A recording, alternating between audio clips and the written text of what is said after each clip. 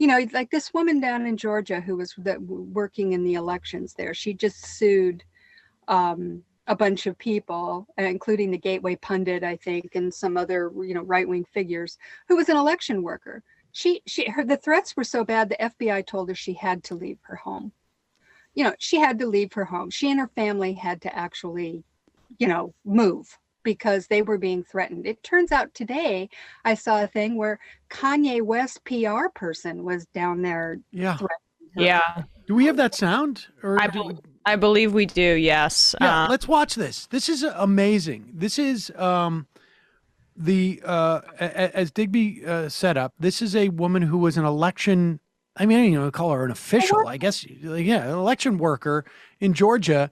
And these lunatics have become convinced that the entire election turned on what this woman did. The FBI has basically said, you got to go into hiding, more or less. And we should say too that this I guess conflict or this interaction happened in this Georgia election workers or in a suburban home. This was not in the actual facility where they were counting ballots, which is what I thought when I saw the headline initially. Yeah, this is body cam footage from the Cobb County Police Department, and you have Kanye West's publicist is speaking with Ruby Freeman, who is the Georgia election worker.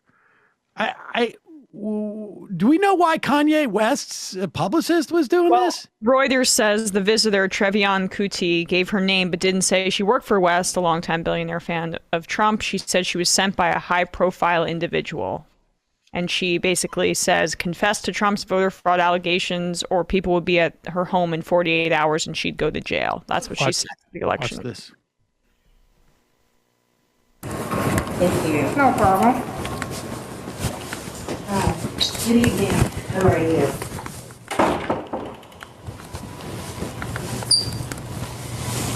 So thank you so much for agreeing to meet with us. We didn't want to frighten you, but we had to find you within this time bracket. I'm here because I received a call.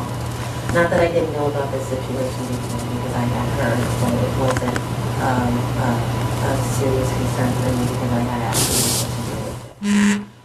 We would like to let you know first and foremost, we have put in placement a way to move you, to secure you from what may be on the horizon within the next 48 hours. And we have probably 48 hours to move you. We may do it on your schedule. I cannot say what specifically will take place. I just know that it will disrupt your freedom and particularly the freedom of one or more family members. I would like to connect now on the phone Harrison Floyd, who would be taking this situation to a detailed level for you to let you know exactly what is at stake, what choices you have, whether you choose or not to deal with us. I am not your enemy. This is Garrison. He works with me. You are elusive for a party that needs to tidy up. I work with some of the biggest names in the industry. Crisis is my thing. One thing we don't want to do for you is create another crisis. I'm going to call Harrison Floyd. I'm going to put him on speaker. Who's Harrison Floyd? Harrison Floyd is Harrison Floyd. Of that who works in crisis management, very high with authoritative powers to get you the protection that you need. The officer to know this is at this moment a conversation in between private citizens. I'm hoping that you are trusting that this information doesn't go any further. I have to honestly advise, I don't know her background. I can step over there if you're comfortable. That's fine? Yeah, I want her to be comfortable, but I also want to advise her that there are federal people who are involved here that I don't know who is connected to who.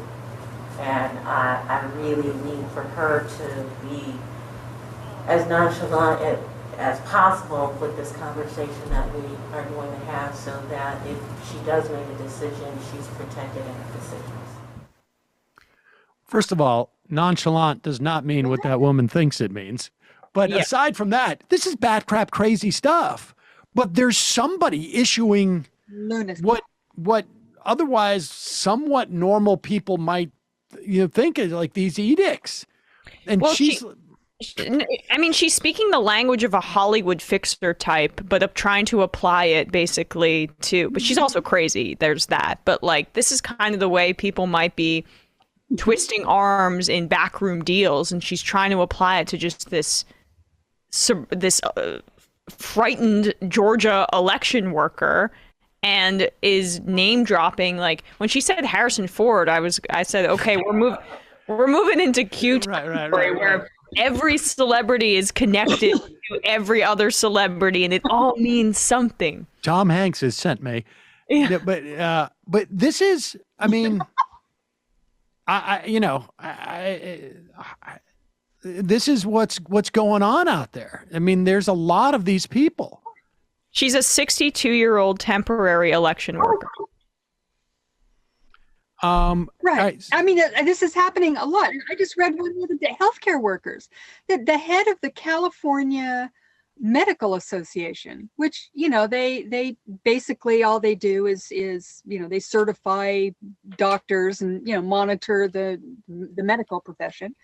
She's been surveilled for weeks now by some group that's following her and her family all over the place. And they finally told the cops, and the state legislature's involved. I mean, and it's some right-wing group going after, that's going after the medical profession over vaccines and mask mandates and what have you. This stuff is happening everywhere. The school boards, public health people, election workers. That's what I'm talking about. This thread of violence that's going through here. It's in violence and intimidation. And when you think about the reaction to, say, Kyle Rittenhouse and what we just observed, where the right wing just is treating him, I mean, he immediately flew down to Mar-a-Lago, right? And he's now hailed as a hero. You have to sort of fold that in and recognize that that's a big part of Trump's power. And you can see that playing on the elected officials certainly in state legislatures and places like that. Much less it seems to be happening in the US Senate. They said, Lindsey Graham said, we'll be shot in the back. I mean, I assume he meant that as a metaphor, but I'm not so sure it's not a literal fear of a lot of these people.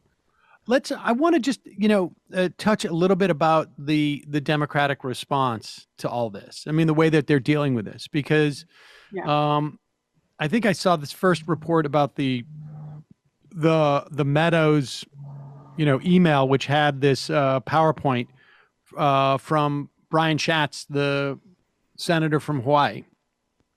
And it was, and our old friend Atrios was commenting on it. And he makes a point that I think, we've probably made many times on the show, but it bears repeating. If the Democrats seem to be waiting for some third party, ostensibly, I don't know, the heir to David Broder, whoever that is, some like a conventional wisdom, I don't know if it's Dana Milbank or, Chuck Todd or whoever it is, to come in and decree that this is wrong and the press should get excised about this and exercised about this and should be, concerned. And the Democrats seem to be just sort of like waiting on some level. They're talking about in very general terms. You got Joe Biden out there, talking about the concerns he has about democracy around the world.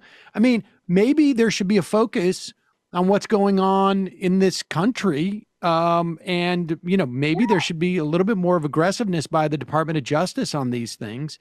And Democrats, they cannot communicate to the American public that the Republican Party is off the rails if they are also communicating to the American public that we're going to work with these people and we need a strong Democrat. I mean, you cannot do both at the same time. And it's like they're waiting for someone. Adrios had a post Where are the celestial hall monitors? You know, as if somebody's going to come down. There's like some referees that are going to come down and go like, you know, we've been watching all of this. And frankly, the Republican Party seems to be out of control. I think the Democrats have done a good job and not, you know, making a big issue of it, but this is what's going on. Like, that's not the way this works. And they don't seem to be doing much in this regard. It's insane. And I agree with you. And I've been reluctant to sort of, I get it. Joe Biden, the media and everybody else, Joe Biden was elected to bring things back to normal. They're supposed to restore norms, and everybody wanted just to be able to forget about politics, and Donald Trump traumatized, blah, blah, blah. I get it. I understand the pressure on that.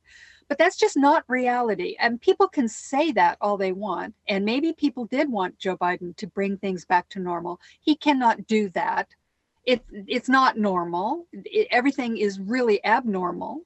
And the Democrats have to start protecting the American people. They're at some point or another, they've got to do what is necessary. Now, I agree with you. They seem to be waiting for something. I think there are a couple of things. I think they are waiting for whatever they are going to finally convince the American people that Donald Trump and the Republicans are bad.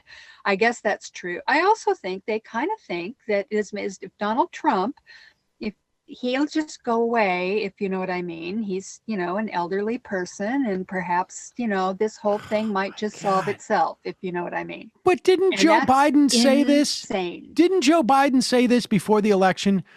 Within 6 months after Trump is gone, they're going to revert back to, and it is, it is, over and over again, this has happened. They keep waiting for Trump to implode, and he never does. It's the same thing. It's like after the election, that whoever that fool was who said, let's just let him cry it out and let him have his moment, and then he'll leave quietly. This idea that total resistance to accepting who this person is, and accepting the power he has over millions of people, and accepting the fact that the Republican establishment is completely in its thrall, and recognizing now how powerful this thing is, and that feeling that they're jumping on the bandwagon, those who had not really done it. I do not understand this, and it's increasingly frustrating because time is wasting. And the January 6th Commission, I get it, I'm all for it. I want them to do all this stuff, but what is the end game here? What, are they going to issue a report?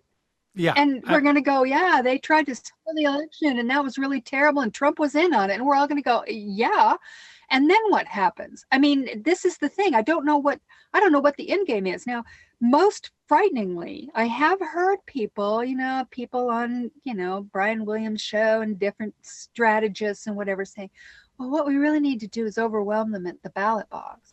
Well, that's really great. Good luck with that, because they've got a bunch of people. They've installed a bunch of people in the election offices that are going to make that impossible. They're going to be counting the votes. So that head in the sand idea is ridiculous. And also, how do you get them to the ballot box? Exactly. How do you get them to the ballot box? Who's going to do it? You can't just say everybody's got to go. You got to give them a reason. You got to show them.